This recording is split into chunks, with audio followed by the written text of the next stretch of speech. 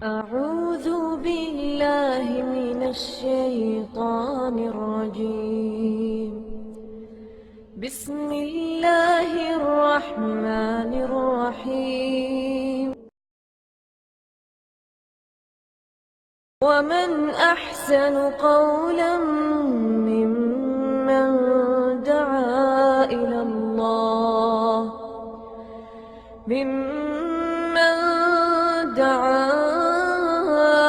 الله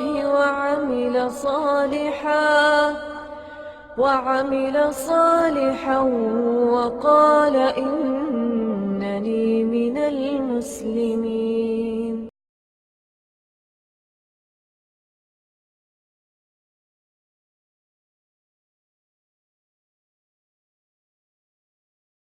إن الحمد لله نحمده ونستعينه ونستغفره ونعوذ بالله من شرور أنفسنا ومن سيئات أعمالنا من يهده الله فلا مضل له ومن يضلل فلا هادي له وأشهد أن لا إله إلا الله وحده لا شريك له وأشهد أن محمدا عبده ورسوله.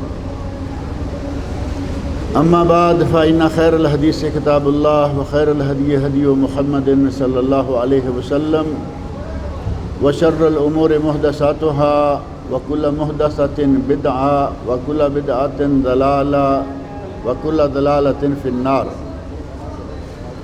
رب اشرح لي صدري ويسر لي أمري واحلل عقدة من لساني يفقهوا قولي. رب اعوذ بک من همزات الشیاطین واعوذ بک رب ان یحضرون. اعوذ باللہ السمیع العلیم من الشیطان الرجیم. بسم اللہ الرحمن الرحیم. انا انزلناہ فی لیلۃ القدر وما ادراک ما لیلۃ القدر. لیلۃ القدر خیر من الف شہر تنزل الملائکۃ والروح فیہا باذن ربہم من کل امر سلام ہی حتی مطلع الفجر. روزہ کھلنے میں تھوڑا سا ٹائم باقی ہے اور اس وقت میں اللہ کی کتاب قرآن کریم اور نبی اکرم صلی اللہ علیہ وسلم کے ارشادات حدیث شریف کی روشنی میں چند باتیں کریں گے. زیادہ وقت ہوتا تو آج ہمارا ارادہ ایک مسلسل درس جو چل رہا تھا وہ تھا، اور وہ درس تھا کہ ایک خاندان کی دینی اور اسلامی تربیت یا اصلاح کیسے ہونی چاہیے. لیکن بعض وجوہات کی بنا پر ہمارا درس کبھی مرکز کے اندر اور کبھی باہر، تو آج ہم اس تسلسل کو چھوڑ کر اس وقت جو عشرہ اخیرہ گزر رہا ہے اس کے بارے میں کچھ گفتگو کرتے ہیں. رمضان المبارک سارے کا سارا مہینہ ہی بڑا مقدس اور بڑا مبارک ہے، جیسا کہ آپ یہ جانتے ہیں اور گزشتہ تقریباً ایک مہینہ سے سن رہے ہیں. اور یہ ماہ رمضان کو یہ عظمت اور یہ مقام کس نے دیا ہے؟ سال کے 12 مہینے ہیں، ان 12 مہینوں میں سے سب سے سردار مہینہ ماہ رمضان ہے. یہ کیوں ہے؟ یہ اس لیے کہ اس مہینہ میں اللہ رب العزت نے اپنی کتاب مقدس قرآن کریم نازل فرمایا تھا. قرآن کریم کے اس مہینہ میں نازل ہونے کی وجہ سے اس مہینہ کو یہ عظمت حاصل ہے. اور قرآن کریم کے اس مہینہ میں نازل ہونے کا ذکر سورۃ البقرہ میں موجود ہے. سورۃ البقرہ آیت نمبر 184. اللہ رب العزت فرماتے ہیں شہر رمضان الذی انزل فیہ القرآن. رمضان وہ مہینہ ہے جس میں قرآن نازل کیا گیا. ھدی للناس، جو کہ لوگوں کے لیے ہدایت، وبینات من الہدی والفرقان، اور اس میں ہدایت ہے اور حق و باطل میں فرق کرنے کی نشانیاں ہیں. گویا کہ قرآن کریم نے اس مہینے کو یہ عظمت عطا فرمائی ہے. اور پورے مہینے کی عظمت اپنی جگہ. اب ظاہر ہے کہ قرآن کریم کو اللہ نے اس پورے مہینے میں نہیں بلکہ پورے مہینے کی ایک رات میں نازل کیا ہے۔ 30ویں سپارے کی یہ چھوٹی سی سورت جو میں نے آپ کے سامنے پڑھی ہے، آپ یہ پڑھتے رہتے ہیں، مسجدوں میں نمازوں میں سنتے رہتے ہیں، اور میرا خیال ہے کہ اس کا ترجمہ بھی آپ کو آتا ہوگا۔ سورۃ القدر کا ترجمہ آتا کسی کو؟ اگر کسی کو سورۃ القدر جو میں نے پڑھی ہے اس کا ترجمہ آتا ہے تو ذرا ہاتھ دکھائے۔ ایک آدمی جن کو ترجمہ آتا ہے، اللہ تعالیٰ ان کو بھی برکت دے، اللہ تعالیٰ مجھے اور آپ کو بھی توفیق دے کہ ہم بھی سیکھیں۔ قرآن کریم کو اللہ رب العزت نے اس لیے نازل نہیں کیا کہ بس تلاوت کر دی، اس میں کیا ہے اس کی پرواہ نہیں۔ اللہ نے قرآن کریم کو نازل کیا کہ اسے پڑھو، اسے سمجھو، اس پر عمل کرو۔ اگر صرف تلاوت ہی مقصود ہو تو پھر ہم نے قرآن کو سمجھا ہی نہیں۔ قرآن کا کیا پیغام ہے، اللہ رب العزت کا ہم سے کیا مطالبہ ہے، اللہ نے ہمیں پیدا کیوں کیا، اور اس پیدا کرنے کا مقصد ہم کیسے پورا کریں گے، ہمیں وہ معلوم ہی نہیں ہو سکتا۔ انسان کو اللہ نے پیدا کیوں کیا؟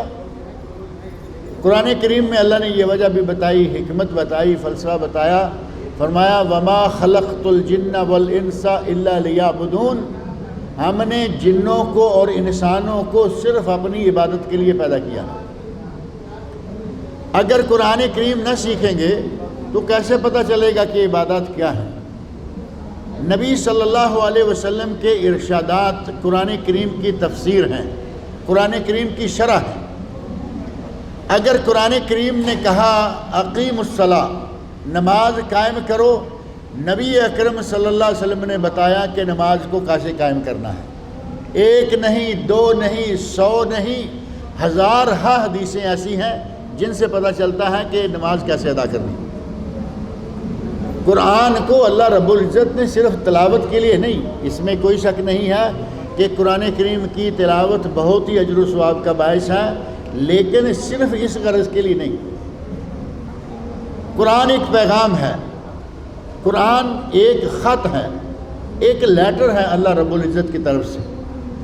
آپ اندازہ کریں کہ اگر کسی کا بیٹا باہر سے، ہمارے والدین ہمارے ملکوں میں رہتے ہیں، بچہ سعودی عرب میں آ گیا، یہاں آ کے اس نے عربی سیکھ لی، کسی دن جی چاہا عربی میں خط لکھ دیا، یا بچہ برطانیہ چلا گیا، امریکہ چلا گیا، وہاں اس نے انگلش سیکھ لی اور انگلش میں لیٹر لکھ دیا۔ آپ اندازہ کر سکتے ہیں کہ والدین کو لیٹر آ گیا انگلش میں اور ان کو انگلش نہیں آتی، والدین کو لیٹر آ گیا عربی میں اور ان کو عربی نہیں آتی، تو کیا وہ لیٹر پڑھائیں گے نہیں کسی سے؟ اس لیٹر کو سمجھنے کی کوشش کریں گے یا نہیں؟ ماں باپ کو اس وقت تک نیند نہیں آئے گی جب تک اس لیٹر کو سمجھ نہ لے، کیونکہ ہمارے بیٹے نے بھیجا ہے، کیا کہا ہے، اس کو کیا تکلیف ہے، اس کو کیا ضرورت ہے، اس نے ہمیں کیا خوشخبری دی ہے، معلوم کرنے کی کوشش کریں گے یا نہیں؟ عربی میں ہے ڈھونڈیں گے، کہاں کوئی مولوی ملے اس سے عربی میں پڑھائیں۔ اگر انگلش میں ہے تو ڈھونڈیں گے کوئی بابو ملے جو انگلش جانتا ہے، اس سے ہم یہ ترجمہ کروائیں اور پوچھیں کیا ہے۔ بیٹے کا خط ہے اور آپ اتنے پریشان ہیں، اور پوری کائنات کے خالق و مالک کا خط آپ کے پاس آیا ہوا، 60-70 سال عمر گزر گئی اور آپ نے ایک مرتبہ بھی کوشش نہیں کی کہ پتہ تو کریں اللہ نے ہم سے کیا مطالبہ کیا۔ بات سمجھ میں آتی ہے یا نہیں؟ اپنے بیٹے کے لیے ہم سو نہ پائیں، اور رب کائنات کا خط ہمارے پاس آیا ہوا ہے، 1450 سال گزر گئے، ہمارے مابین موجود ہے، ہماری عمر 15 سال تک سمجھ لیتے ہیں کہ غیر بالغ ہے، نابالغ چھوٹی عمر، 15 سال کے بعد تو بچہ جوان ہو جاتا ہے یا نہیں؟ شرعی طور پر داڑھی مونچھ ہوگا جائے یا 15 سال کا ہو جائے، لڑکی ہے تو حیض شروع ہو جائے یا اس کے زیر ناح بال سخت ہو جائیں، بالغ ہونے کی نشانیاں ہیں۔ 15 سال تک بچہ بالغ نہیں، اب 60 سال کا 50 سال کا آدمی ہے، 15 سال نکال دے کتنے سال باقی بنتے؟ 45 سال 40 سال 30 سال 20 سال لگا لیں، 20 سال تک مسلسل قرآن کو پڑھتا بھی ہے، دیکھتا بھی ہے، لیکن 20 سالوں میں کبھی پڑھنے کی کوشش نہیں کی کہ اس کے اندر کیا ہے، سیکھنے کی کوشش نہیں کی۔ ہمیں چاہیے کہ قرآن کریم کو سیکھیں بھی۔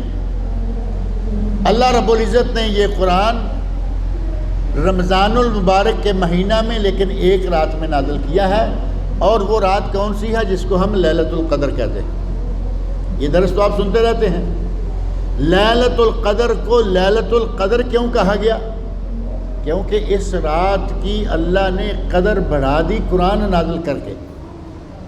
یہ رات بھی عام راتوں کی طرح رات تھی، عام راتوں کی طرح رات ہوتی اگر اس میں قرآن نازل نہ ہوتا۔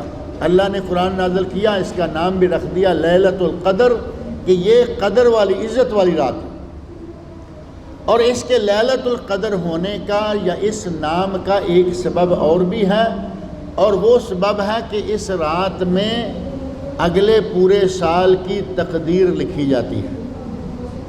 ہمارے یہاں، ہمارے پاک و ہند میں تو یہ معروف ہے نا، کہتے ہیں کہ 15 شعبان کو آدمی کے مرنے کا یا کسی کے پیدا ہونے کا اعلان ہوتا ہے، رجسٹر میں لکھا جاتا ہے، جبکہ صحیح تر بات یہ ہے کہ 15 شعبان کو نہیں، وہ تقدیر والی رات، یہ رمضان المبارک کی قرآن کے نزول والی رات ہے۔ اگر قرآن کے نزول والی رات کو 15 شعبان مانے تو سورۃ الدخان میں اللہ نے جو فرمایا ہے، اِنَّا أَنزَلْنَاهُ فِي لَيْلَةٍ مُبَارَكَةٍ إِنَّا كُنَّا مُنذِرِينَ، ہم نے اسے برکتوں والی رات میں نازل کیا۔ اور اسی کی اگلی آیت جو ہے اس میں ہے فِيهَا يُفْرَقُ كُلُّ أَمْرٍ حَكِيمٍ، اس سے اگلی آیت میں ہے امر من عندنا، ہمارے حکم سے، اللہ فرما رہا ہے ہمارے حکم سے تمام حکیمانہ فیصلے اس رات میں کیے جاتے ہیں۔ حکیمانہ فیصلے، اللہ رب العزت کے یہاں قیامت تک کیا ہونے والا ہے وہ لکھا ہوا ہے۔ نبی صلی اللہ علیہ وسلم کا ارشاد بڑا معروف ہے، اللہ نے اول ما خلق اللہ القلم، اللہ نے سب سے پہلے قلم کو بنایا اور قلم کو حکم دیا اکتب، لکھو۔ قلم نے کہا ماذا اکتب، اے اللہ میں کیا لکھوں؟ اللہ نے فرمایا اکتب ما ہوا کائن الی یوم القیامہ، قیامت تک جو کچھ ہونے والا ہے وہ لکھو۔ اللہ کے حکم سے قلم نے قیامت تک ہونے والی ہر بات لکھی ہوئی ہے۔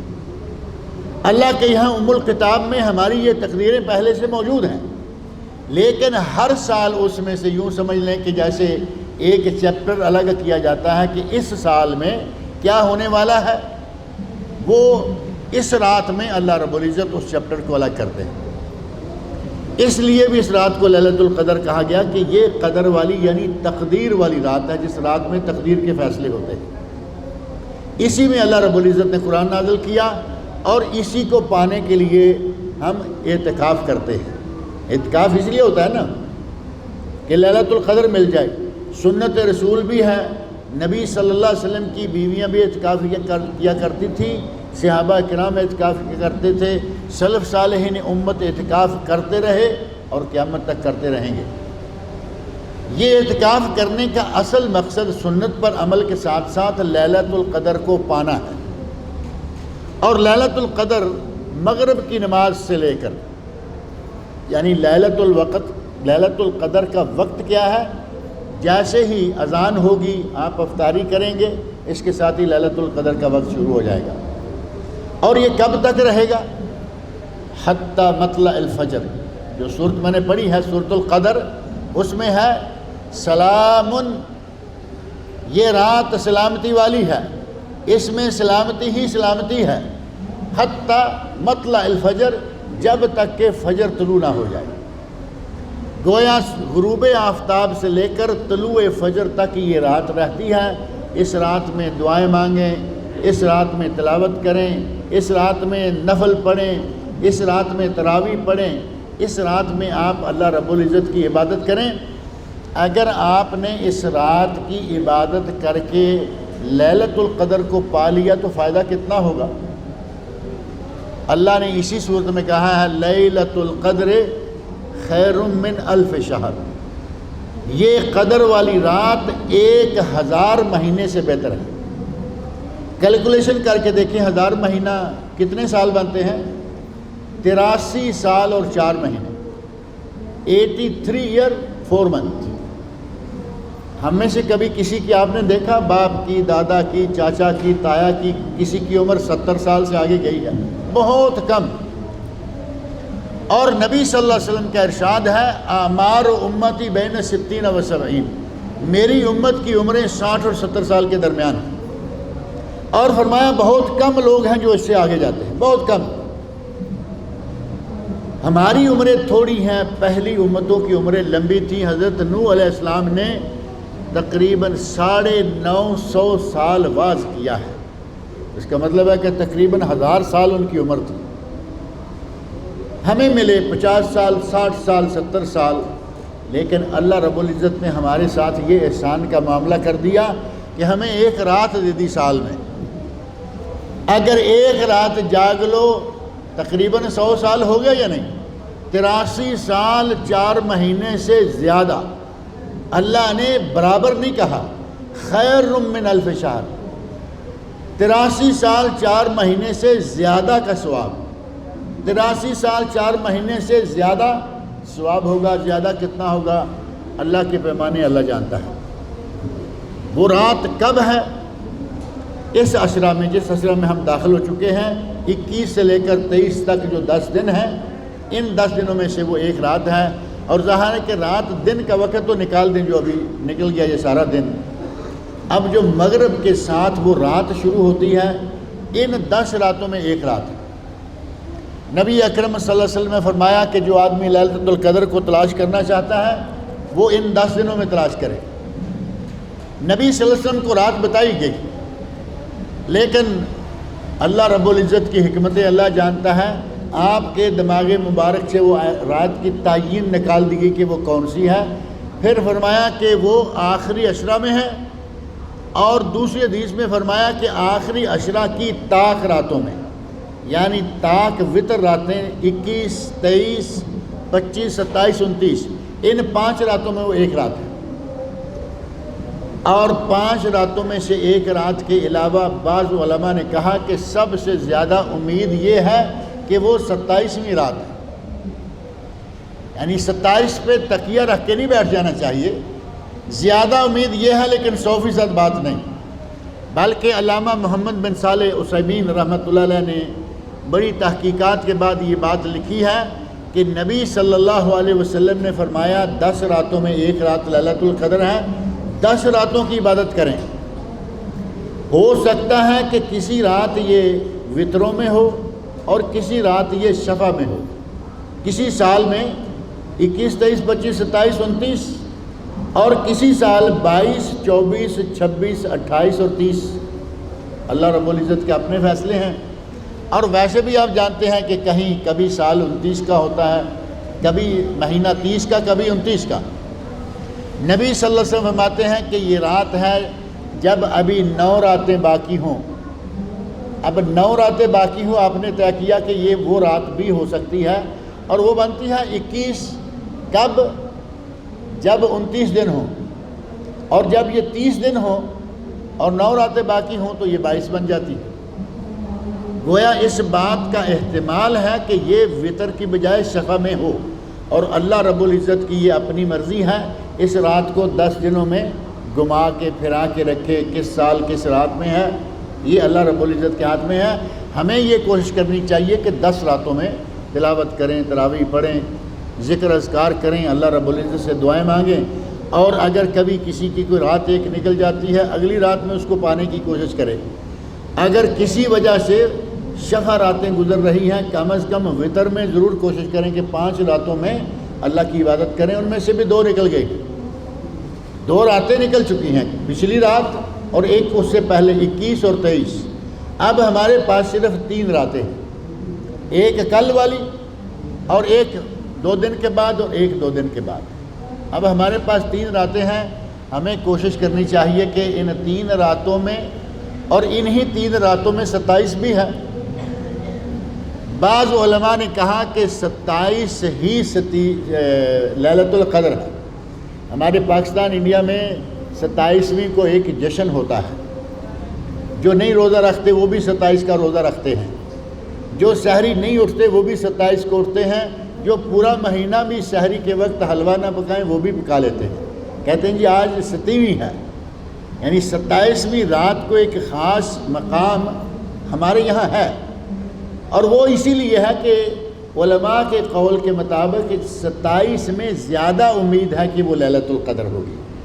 اور بعض نے کہا کہ آپ پڑھیے انا انزلناہ فی لیلۃ القدر، ایک ایک لفظ گنتے جائیے، ہیا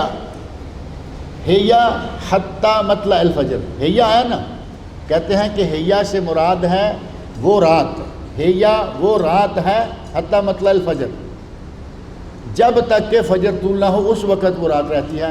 کہتے ہیں کہ ہیا شروع سے لے کر ہیا تک یہ 27واں لفظ ہے، شروع سے لے کر ہیا 27واں لفظ ہے۔ کہتے ہیں کہ اس میں بھی اشارہ اس بات کی طرف موجود ہے کہ 27ویں رات ہی لیلۃ القدر ہے۔ بہرحال علماء کے اندازے ہیں، نبی صلی اللہ علیہ وسلم کی طرف سے واضح ہدایت موجود ہے کہ آپ نے کسی رات کو فکس نہیں کیا، 10 راتیں محنت کریں، ان میں سے 5 راتیں محنت کریں، ان میں سے 27 میں زیادہ کریں، اللہ رب العزت کو منظور ہوگا وہ ہماری قسمتیں میں یہ رات لکھ دے گا۔ اب ظاہر کہ اس کے لیے محنت کرنی ہوگی۔ اگر کہیں کہ ہم سو کر بھی اور ٹیلی ویژن دیکھ کر بھی رات گزار لیں اور لیلۃ القدر کا ثواب بھی پالیں تو یہ تو نہیں ہوگا نا۔ آپ کو جاگ کر توجہ کے ساتھ عبادت میں، ذکر و دعا اور تلاوت میں یہ رات گزارنی ہوگی۔ اللہ رب العزت اس کے بدلے میں آپ کو 83 سال 4 مہینے سے زیادہ کا اجر و ثواب عطا کرے گا۔ اللہ رب العزت سے میری دعا ہے کہ وہ ہمیں یہ لیلۃ القدر نصیب فرمائے۔ اللہ میرے لیے، آپ کے لیے، تمام مسلمانوں کے لیے ہر سال لیلۃ القدر نصیب فرمائے، اور اللہ رب العزت ہماری تھوڑی عمروں میں ہمیں زیادہ ثواب عطا فرمائے۔ وما علینا الا البلاغ المبین۔ والسلام علیکم ورحمۃ اللہ وبرکاتہ۔ اذان ہو گئی ہے، روزہ افطار کے ابھی موبائلوں میں ہوئی ہے، کہیں باہر شاید نہیں ہوئی، اب باہر